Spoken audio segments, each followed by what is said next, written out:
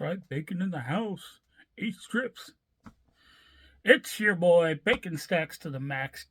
Cook your pork up, pick your fork up. Coming at you from the Bacon Bunker. Today we're going to be looking at the Marvel Legends, Marvel Studios, Spider-Man No Way Home, MJ.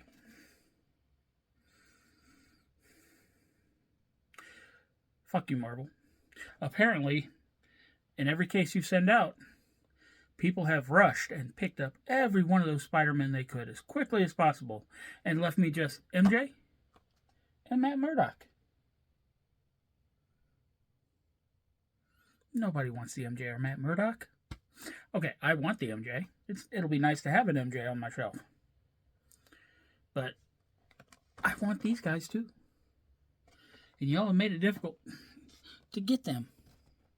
Y'all should have double packed at least each of those. Man, pain in the ass. So, what do you say we sit back, relax, and enjoy the show? So this is actually the second carded figure this week and not boxed. Interesting.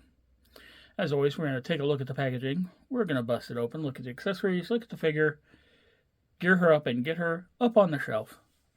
So, top of the packaging, 4+, Marvel Studios, Spider-Man No Way Home. Got a lovely image of the 3 Spider-Men that I'm apparently never allowed to own. Marvel Legends series, Marvel's MJ, Hasbro, Don't Choke. Little spider emblem on that side. Over here we got a really large bubble, plastic bubble, that you could see the figure and the accessories through. Not only that, but we could see the hidden, secret, stupid script. Back of the box, stupid script.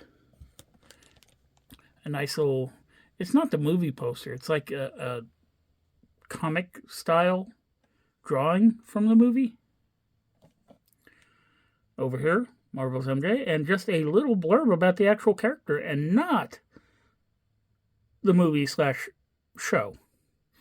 I've gotten so tired of that here recently.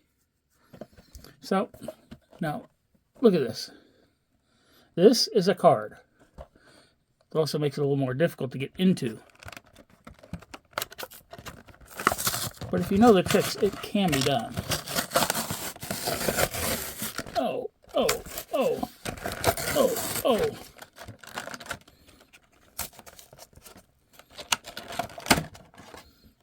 So we're done with the chicken fried rice. And there we have her in the plastic prison that won't stay upright. So, let's pop these accessories real quick. Ooh, the hands are taped in.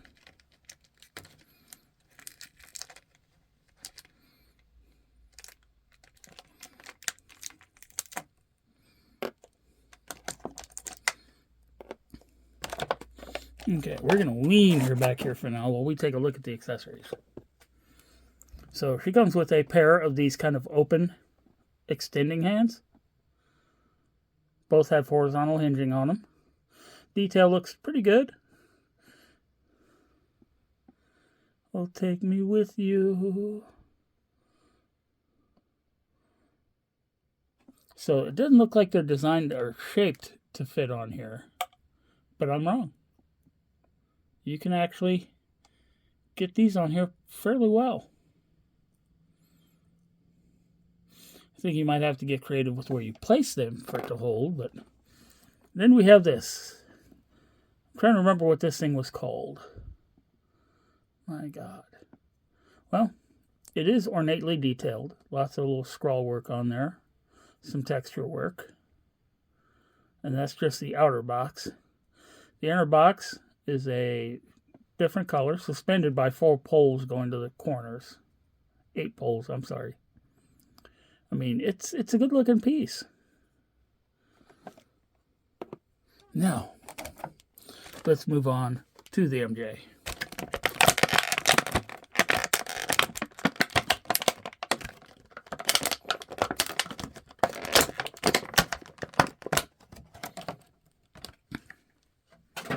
Now, I have never owned the other version of MJ, but I'm told that the base body is the same.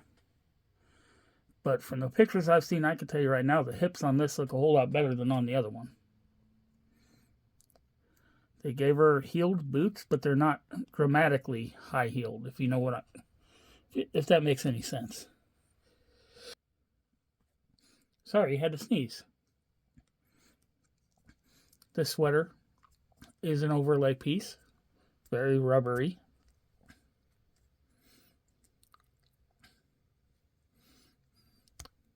They've kind of deep cut into the side here so the arm can come down, but you do get that white showing through. For shame, Hasbro.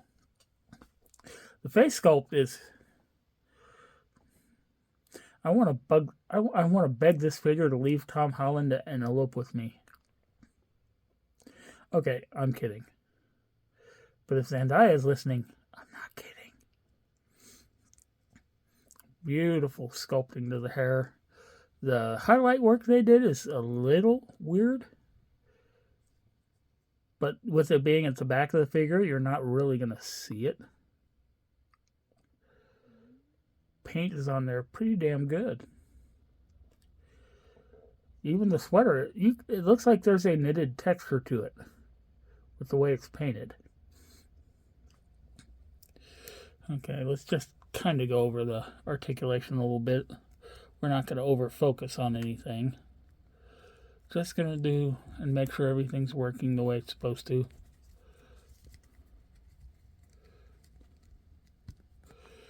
Good range on these elbows.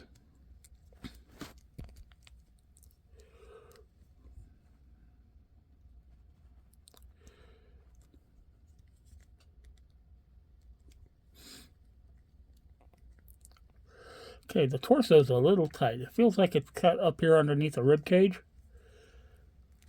And because of this rubber piece, any motion is pushing against rubber.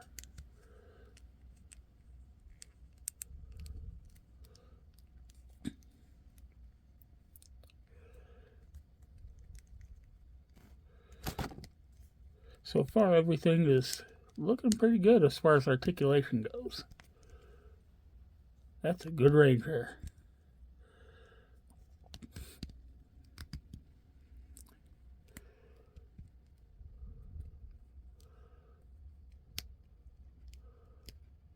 Good. Looking good. So let's see if we can get her to actually hold this cube. Not only does she need to hold it, she needs to hide it so the Decepticons do not find the cube.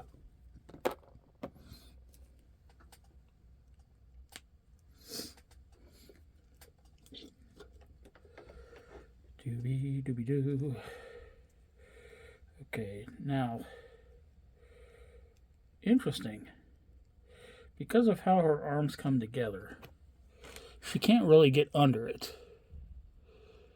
But she can kind of snake her hands into it from the sides. And she will hold it. Lovely. Stand now, MJ. Time to stand on your own. So there we have her. What do you say we take a moment and get her up on the shelf?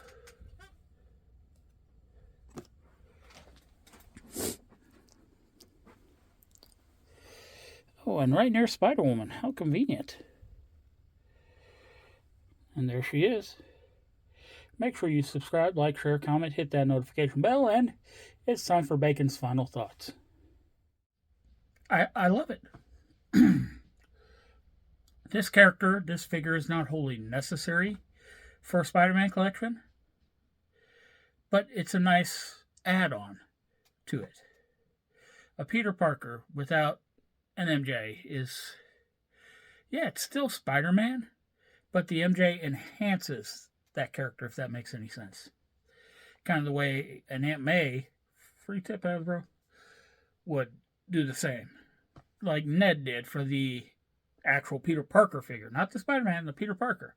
It enhances that other character. It goes with it. Like too much drinking and bad decisions.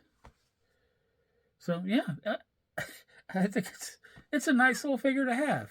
Not wholly necessary, but it's a fun addition, if that makes any sense. So until next time, don't do anyone I wouldn't do. Needs no